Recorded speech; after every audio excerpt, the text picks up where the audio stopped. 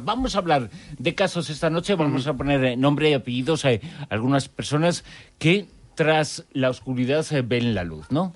En cierto modo, es como que el accidente, la enfermedad, lo que les pasa, la experiencia cercana a la muerte, lo que sea, es como un interruptor que activa sus conciencias. Sí, hablamos de experiencias transformadoras, experiencias muy fuertes, muy potentes, como puede ser un accidente, una experiencia cercana a la muerte o incluso un encuentro cercano con ovnis. Es decir, bueno, experiencias tan fuertes que pueden hacer que el protagonista o los protagonistas de esos sucesos cambien radicalmente de visión del mundo e incluso de personalidad y de carácter, ¿no? Y esto es algo que se ve de manera muy especial en lo que son las experiencias cercanas a la muerte. Y no es que lo diga yo, sino que se han realizado numerosos estudios científicos durante varios años con un universo de personas que vivieron experiencias cercanas a la muerte y según esos estudios, pues las personas que experimentan este suceso, esta experiencia cercana a la muerte, cambian no solamente de carácter y de visión del mundo, luego contaremos en qué cambian, sino que también desarrollan una serie de capacidades paranormales, como la posibilidad de saber lo que va a ocurrir en el futuro, conocer lo que están pensando las personas que tienen delante de ellos, o incluso contactar con supuestas entidades del más allá o estropear los aparatos electrónicos que tienen a su alrededor. Todo eso son una serie de comunes denominadores de algunas personas que viven experiencias cercanas a la muerte.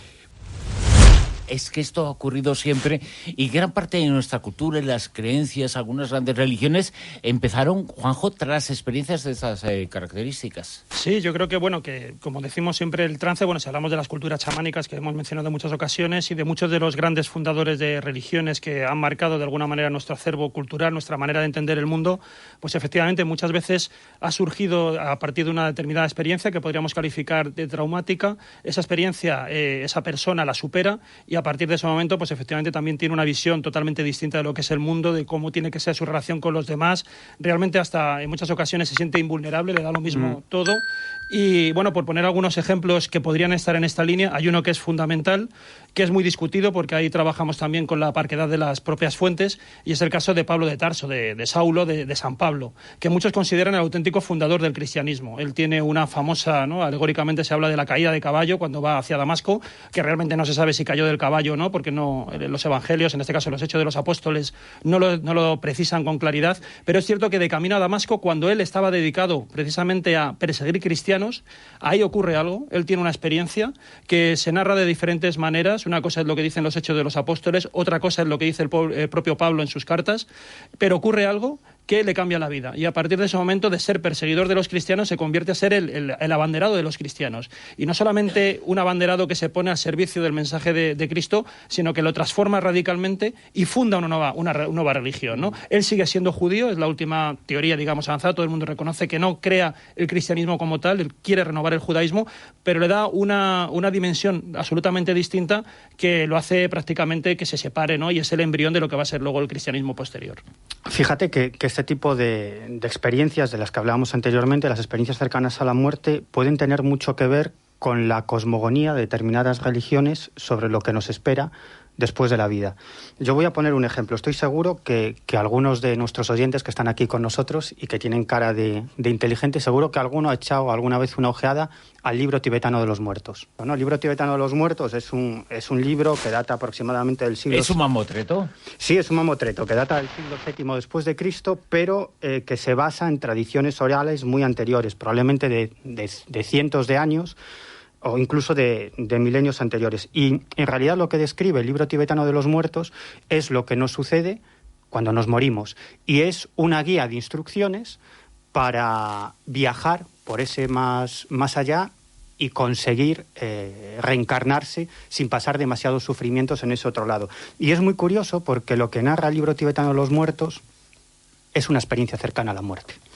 Por ejemplo, según el libro tibetano de los muertos, después de que la persona desencarna, lo primero que le sucede a su espíritu es que sale desde su cuerpo y ve lo que está sucediendo alrededor de su cuerpo físico desde una posición elevada. Esta es una de las características típicas de las experiencias cercanas a la muerte. Incluso el libro tibetano de los muertos dice que ese espíritu podrá intentar comunicarse con las personas que ve alrededor de su cuerpo, pero no lo logrará. ¿Qué sucede luego? Que se encuentra al fondo, está dentro de una negrura total, y al fondo se encuentra con una luz muy potente. Es esa luz al final del túnel, también típica y tópica de las experiencias cercanas a la muerte. Y lo que recomienda el libro tibetano de los muertos es que la conciencia debe avanzar, debe dejarse arrastrar por esa luz que describe de la siguiente manera. La denomina luz clara del conocimiento y dice que es el resplandor de la propia conciencia trascendente del individuo. Y a mí esto me llamó muchísimo la atención, porque yo he tenido la fortuna de hablar con muchas personas que han vivido experiencias cercanas a la muerte, y a mí el aspecto que más me interesa es ese contacto con la luz, ¿no? Fijaros lo que dice el libro tibetano de los muertos. Dice que esa luz es el resplandor de tu conciencia trascendente. Es decir, está diciendo que ese resplandor es la misma persona, y es lo mismo que describen aquellas personas que viven una ECM. Dicen que ese contacto con la luz es como si se sintieran en casa, es que ellos pertenecen a esa luz, y que nuestro paso por este mundo tridimensional es solamente un breve lapso de tiempo en una existencia infinita, ¿no? Y dicen que esa luz es Dios, y que ellos mismos pertenecen a esa luz, es decir, que todos nosotros seríamos Dios, ¿no? Que tienen dos ramificaciones en sus efectos posteriores. Que las personas que las viven sufren una transformación espiritual y también una transformación de algo más, ese interruptor del sexto sentido, que se pueden producir esas dos reacciones de forma unísona, las dos reacciones a la vez, o una de ellas. Incluso uno de los datos que me comentabas antes de entrar es que estaba estadísticamente demostrado que después de este tipo de experiencias más divorcios, más separaciones. ¿A qué se debe esto, no? Le pasó a Sharon Stone cuando tuvo una experiencia cercana a la muerte, que lo primero que hizo, fue su marido divorciarse. Eso me dijo, sí. Divorciarse. Sí, a mí también. A mí también. Te dejó muy mal, ya lo sé. No, pero... Fue el marido el que fue a divorciarse de ella. Pero es que...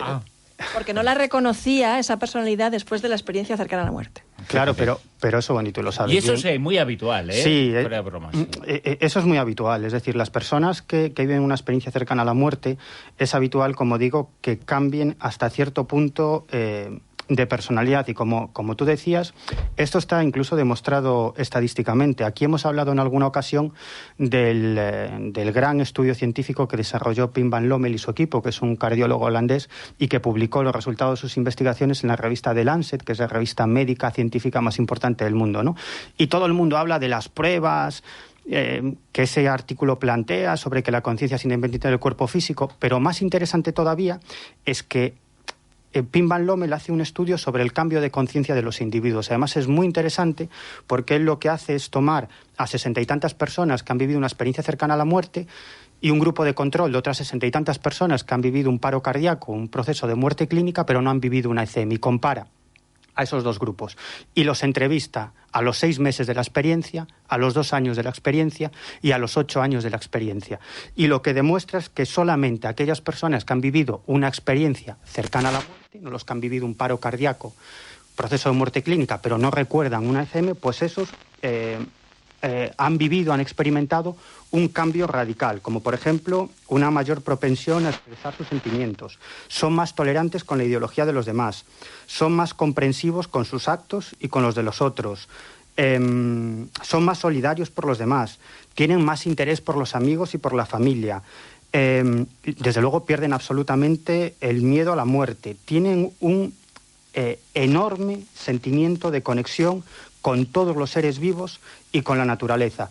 Y por supuesto también se produce, que esta es la segunda parte de lo que tú comentabas, un incremento de las capacidades psíquicas. Y esto es algo, yo creo que de lo más interesante y de lo más extraordinario. Me he encontrado con muchas de estas personas que son capaces, o al menos dicen eso ellas, de saber lo que está pensando otra persona, de adivinar un futuro o incluso de mantener contactos con supuestas entidades del más allá. Y también en otros casos, por ejemplo, se pueden producir habilidades más físicas relacionadas pues también con algún trauma o alguna experiencia que haya tenido alguna persona, no sé, o un tumor o que haya tenido un accidente, incluso habilidades también científicas, ¿no? Jason Patchett, fue un chico que él tenía una tienda de muebles normal y corriente, nunca había tenido, digamos, ningún conocimiento, por ejemplo, matemático extraordinario. Él se dedicaba a vender colchones, por la noche cerraba su tienda, se iba a los bares, iba a un karaoke, pues algo muy normal. En una de las salidas que hizo nocturnas, a la salida de un bar, le cogen 3 individuos para robarle la chaqueta de cuero y le pegan una paliza. En esa paliza él cae en el suelo, queda contusionado y cuando se despierta y se recupera del traumatismo, empieza a ver la realidad de una manera distinta. ¿En qué sentido? Él empieza a ver las estructuras profundas y la geometría profunda del cosmos, hasta el punto que es capaz de trabajar con estructuras como los fractales, que son una serie de figuras que se desarrollan a través de complicadas ecuaciones, y él, en cambio, es capaz intuitivamente de poder representar fractales y de acceder a esa estructura profunda de la realidad. Claro, él ahora ya está estudiando matemáticas, está trabajando, cooperando con algunas universidades, porque algo que para nosotros es un pensamiento contraintuitivo, él de una manera intuitiva lo desarrolla.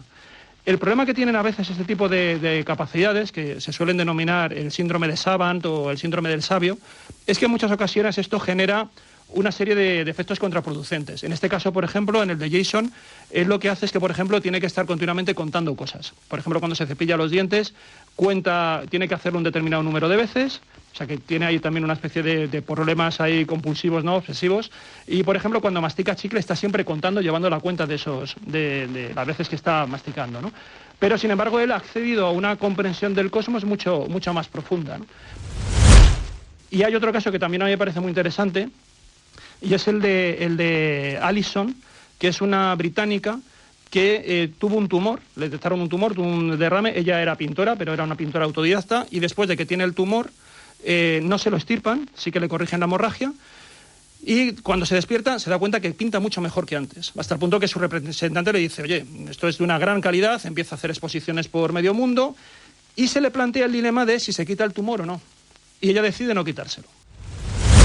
Otro caso, por ejemplo, que es el de Orlando Serrell. Era un chaval, estaba jugando al béisbol, le dieron con una pelota en la cabeza, y a partir de ese momento se despierta del golpe y es capaz de desarrollar una extraña habilidad, que es una habilidad que es capaz de recordar cada día del año, a partir del momento en el que tuvo este percance, sabe el clima que tenía, la temperatura, las condiciones atmosféricas, un poco la meteorología. Si tú le dices una fecha, le dices 12 de febrero de tal año, él te dice si es lunes, si es martes, la fecha que es tal, y esa es su habilidad. También es cierto que, hombre, ya que le pasa eso, podría haber tenido otro tipo de habilidad que fuera un poquito más, ¿no? Pero bueno, le ha tocado esto, ¿no? Pero es curioso, ¿no? Y eso, claro, plantea muchas cuestiones, que es hasta qué punto tenemos en nuestro cerebro capacidad de mejora, o bien lo que ocurre es que al tener este tipo de habilidades se descompensan otras.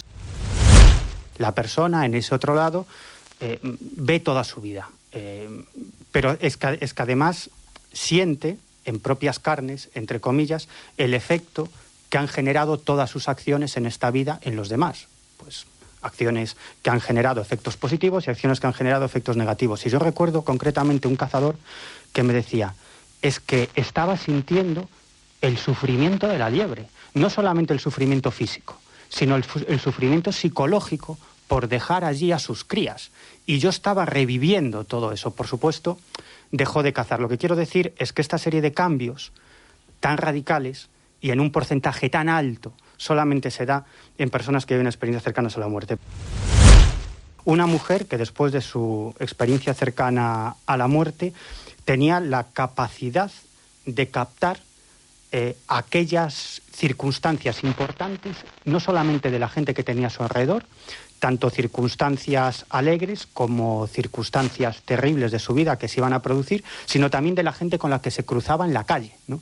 Entonces llegó a tal extremo de inquietud que se quedaba en casa, no salía. Y después de 6 o 7 meses, cuando los psiquiatras que la trataban la convencen para que salga de casa, lo hacía con unos auriculares y con unas gafas de sol para que sus sentidos estuviesen lo menos alerta posible para no captar lo que le iban a pasar a esas personas. De una enfermera que vivió también una experiencia cercana a la muerte y como consecuencia de ello sabía qué pacientes iban a fallecer y cuándo iban a fallecer. Y no solamente eso, sino que también ejercía una influencia inexplicable sobre todo tipo de aparatos electrónicos. Entonces lo que pasaba es que de pronto pues un respirador se encendía, los ordenadores se conectaban y se desconectaban a su paso, las radios también se encendían, las bombillas se fundían o reventaban, y tenía un verdadero problema en su trabajo. Otro caso también muy espectacular, el de una mujer que después de una experiencia cercana a la muerte tenía la capacidad de saber qué personas de la gente que tenía a su alrededor, amigos y familiares, iban a fallecer. Él ya siempre soñaba con lo mismo, soñaba con una mujer muy anciana, de pelo blanco, con un bastón, y luego le venía una cara. Y entonces ella sabía que en un plazo no mayor de un mes esa persona iba a fallecer. Incluso con el paso de las semanas, no solo eso, sino que tenía la capacidad de contactar con supuestos espíritus que llevaban las personas a su alrededor, y era capaz de describirle cómo eran esos espíritus, y mucha gente decía, pues es mi padre, pues es mi abuela fallecida, ¿no? Y luego hay otra característica común a este tipo de personas, y es que la inmensa mayoría de ellas no quieren tener estas experiencias. Es decir, las rechazan. Con el tiempo, en general, terminan aceptándolas, pero hay casos muy terribles de personas que tienen que ir a terapia y que deben recibir tratamiento psiquiátrico porque no aceptan eso que les está pasando. Y les está pasando formar parte, Juanjo, de una especie de revolución cognitiva. Sí, porque yo no sé si son experiencias también tan extraordinarias como las que estamos comentando, pero por ejemplo hay un caso, el de Derek Amato. Esta es una persona que en el año 2006 estaba jugando al rugby al lado de la piscina con unos amigos en una barbacoa. Va a coger el balón de rugby, cuando se lo están lanzando cae a la piscina, se lleva un golpe, se queda contusionado, pierde la noción, pierde la conciencia, y se recupera con un 35% menos de memoria. Y sin embargo, de pronto, él no había tocado el piano, no tenía ninguna habilidad musical, y de pronto se coloca delante de un piano y empieza a tocar. Él literalmente, os leo un poco la frase porque es muy representativa, dice: empecé a visualizar unas pequeñas teclas blancas y negras en movimiento alrededor de mi cabeza. Me puse enfrente del piano y mis manos y dedos cobraron vida. No, digo, no es experiencia, no es telepatía, pero hombre, no se queda muy atrás. Da igual lo que sea, ¿no? Ahora ya toca 8 instrumentos musicales, sí que tiene algunos problemas que no sé si son derivados y sin evidentemente estudiarlos, lo único que le ha pasado que diferencia el antes del después es esa experiencia. Eso es lo que él asegura, y así por lo menos está, porque sí que hay aproximadamente todo este grupo de mentes, digamos, prodigiosas por accidente, están englobados en esto que hemos denominado el síndrome de Saban. Pero recuerdo un compañero del instituto que no era especialmente brillante, sino más bien todo lo contrario, y pasó como una especie como de neumonía muy fuerte, y a partir de ese momento se convirtió en el cerebrito de la clase, y ahora es profesor en la universidad, está en químicas, está vinculado además a una gran compañía petrolífera, sobre todo con un currículum brillante, el número 1 de su carrera, y fue a partir de esa enfermedad, de pasar esa enfermedad, que lo pasó muy mal, estuvo realmente al borde de la muerte, y le cambió intelectualmente. O sea, nosotros, de ser una persona, ya digo, muy retraída, lo que era académicamente, tenía unas notas pues muy normalitas, a todo lo contrario, ¿no? Y en el momento nosotros, claro, no le dábamos sentido, pero ahora, recopilando todo este tipo de casos, que hay bien estudiados, unos 50 en el mundo, por unos pocos especialistas, pues indica que tenemos esas posibilidades de mejora, ¿no?, del cerebro. Por cierto, vamos a escuchar la voz, Miguel, que nos has traído de un especialista, un investigador, un médico que se ha enfrentado a varios casos como estos que tú has contado, y tiene una teoría, bueno, y explica, y su sorpresa la muestra, ¿no? Y te la mostró. Sí, además es un personaje absolutamente fascinante. Yo digo que es un hombre del Renacimiento. Él se llama Mariano Betes, es catedrático de farmacología y profesor de filosofía en la Universidad de Alcalá de Henares. Es médico psiquiatra, es biólogo, es psicólogo, es historiador, y cuando lo entrevisté estaba acabando la carrera de musicología. Me imagino nada que más y nada menos, fíjate. Me imagino que ahora será doctor. Sin haberle pasado nada, ¿eh? Nada. Eso es lo extraño, ¿no? Y este hombre se encontró, aparentemente por casualidad, con esta cuestión de las experiencias cercanas a la muerte, porque en un determinado momento le encargaron moderar una mesa redonda sobre el tema en un acto universitario, y aquello le llamó tanto la atención que empezó a interesarse por el tema. Pero él, su campo de estudio o su interés no es el desarrollo de esas capacidades psíquicas, ni si las experiencias cercanas a la muerte son una prueba de la existencia de vida después de la vida, o todo puede explicarse por una cuestión fisiológica del cerebro, sino que él lo que trata de ayudar es a las personas que han vivido esta experiencia cercana a la muerte a reintegrarse en la sociedad. Entonces él dirige grupos de apoyo, es decir, de personas que han vivido experiencias cercanas a la muerte y que se apoyan unas a otras. Y él hace sesiones con este tipo de gente. Y él básicamente ha llegado a las conclusiones que ya hemos desgranado en este programa, todos esos cambios que se producen, algunos para bien y otros para mal, en las personas que viven una ECM. Pero él me contaba que uno de los problemas más acuciantes a los que tienen que hacer frente estas personas es la enorme sensación de incomprensión que se encuentran a su alrededor, con la gente que está a su lado, que no los comprenden. La segunda cuestión es la transformación profunda que sufren estas personas. Transformación en el ámbito de la sensibilidad, en el ámbito de la capacidad de reflexión y en el ámbito del cambio de escala de valores. Es decir, les cambia la personalidad. Entonces, eso tiene una dimensión positiva porque, claro, tienen aumento de la capacidad de percepción sensorial, se vuelven mucho más sensibles, se vuelven más reflexivos, más prudentes, más anónimos, más callados, más profundos y tienen una dimensión maravillosa hacia los demás, generalmente vierten hacia los demás y además tienen un componente de apertura a la espiritualidad. Segundo problema importantísimo, ¿cómo transmito eso a los demás?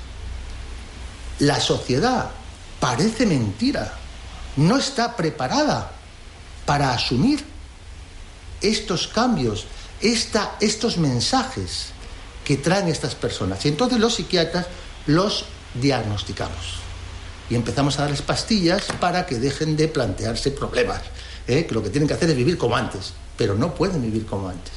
Entonces, esa incapacidad de transmitir, de ser comprendidos, les lleva a una situación de indefensión, de aislamiento, de depresión, incluso de una situación de estado de ansiedad en algunos casos. Y toda esa situación, claro, plantea un problema gravísimo, que es ¿cuál es el sentido de mi vida? Qué pregunta, ¿no?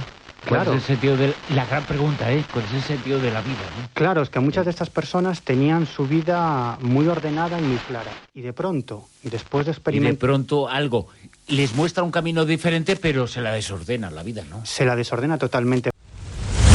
Viven como querríamos mucha gente que no se atreven. Esto es lo que hicieron tras esta experiencia, es que se atrevieron a hacer lo que sentían. Claro, se hicieron... Que tu segunda vida empieza cuando te das cuenta que solo tienes una. Claro, qué gran frase, qué gran frase. Y eso le sucede mucho a estas personas que viven una experiencia cercana a la muerte. Y además todos ellos tienen la sensación de misión.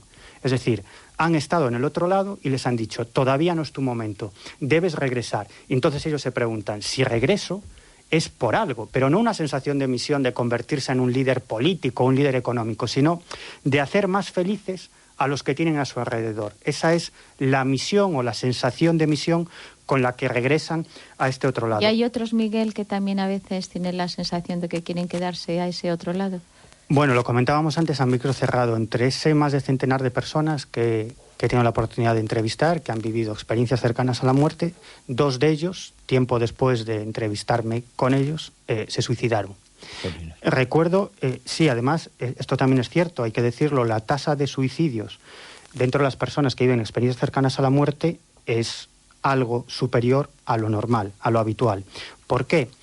Te voy a poner un ejemplo. Yo recuerdo que entrevisté en 4 o 5 ocasiones a una mujer que después, durante una intervención quirúrgica, a vida o muerte, sufrió una experiencia cercana a la muerte espectacular, en la que no solamente vio lo que sucedía en la sala de operaciones, sino que viajó por el hospital y fue capaz de describir lo que pasaba en otras estancias, vio el túnel, la luz al fondo, unos familiares...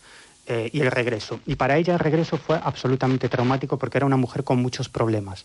Y ella solamente no paraba de decirme que quería volver a ese lugar porque la paz, el bienestar, la tranquilidad, la belleza, la luz que emanaba todo, era tan maravilloso que no quería otra cosa que volver allí. Le llevé incluso varios casos que hay recogidos en la literatura sobre CMs de personas que se intentaron suicidar y no vivieron esa CM. Bueno, pues 5 o 6 meses después, esta mujer quiso volver definitivamente a ese otro lado y se tiró desde un 5º piso. Mariano Betes llama a las personas que viven este tipo de experiencia, cuando lees esa experiencia una especie de interruptor, profetas del más allá, ¿no? Sí, a mí es un concepto que me gustó mucho. Él los denomina profetas del más allá o incluso embajadores del más allá, porque él dice que tienen un pie en este lado y el otro en el más allá.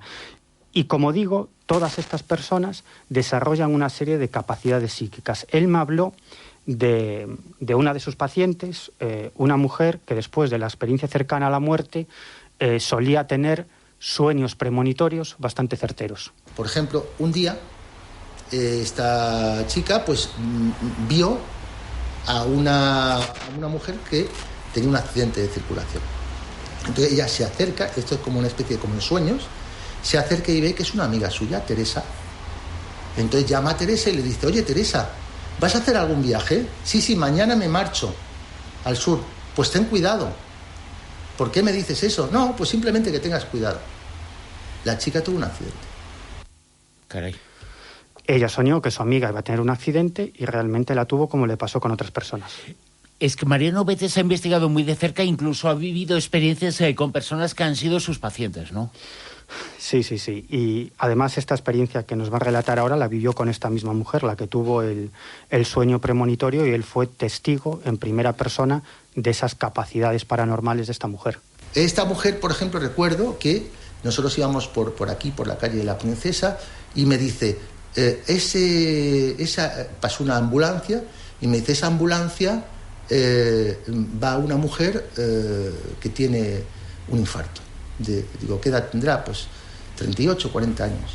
Dice, lo malo es que no va a llegar, va a morir en el camino. Y no había muerto todavía. Yo dije, pues me voy a enterar. Fui al hospital y pregunté, y al final me dijeron que ya había ingresado cadáver. Con esto quiero decir que esta mujer viene a la consulta no a contarme la experiencia cercana a la muerte, sino el problema que ella tiene, porque tiene unas informaciones que no sabe cómo manipular, cómo controlar. Juan José Sezoro, ¿este tipo de casos tienen explicación? Pues hay diferentes teorías. Como hemos estado comentando antes, se está intentando determinar cómo funciona y tratar de replicarlo con ese casco un poco de la genialidad que decíamos que se está investigando en la Universidad de Sydney. Y parece como que hay dos posibilidades que se están barajando. Por un lado, que de alguna manera tengamos una especie de capacidad dormida que de alguna manera este tipo de accidentes o de experiencias transformadoras despierta. Y de hecho hay algunos trabajos que están hablando de eso, de cómo intentar mejorar esas capacidades que ya tenemos, pero que estarían como dormidas. En principio no cambiaría nada de nuestro cerebro, solamente se descompensarían algunas partes, inhibirían determinadas funcionalidades y se activarían otras. Pero luego también hay otros que hablan de que no, de que lo que se produce es realmente un recableado, ¿no? Técnicamente un poco hablando, el recableado de lo que sería toda la neuroquímica, ¿no? y el engrama cerebral. Y es lo que provocaría que tuviéramos una mayor percepción. A mí hay un caso ahora que ando un poco leyendo sobre el tema, que es que algunas de estas personas, como estamos comentando, cuando se tienen que enfrentar al mundo después de la experiencia, claro, una de las maneras que nosotros tenemos de intentar atrapar la realidad es a través del lenguaje. Bueno, pues el lenguaje se les queda corto y tienen que tratar de crear un lenguaje nuevo. Las palabras ya no significan lo mismo que el resto de las personas, también ahí tienen ese problema de incomprensión de comunicación, pero tenemos casos extremos. Todos recordaremos lo de la lengua ignota de Hildegard de Bingen, pero también hay Helen Smith cuando hablaba marciano. Es decir, crean determinados lenguajes privados con el que intentan cambiar los significantes y los significados, porque consideran que su forma de entender la realidad se explica mejor a través de esas palabras, de ese vocabulario.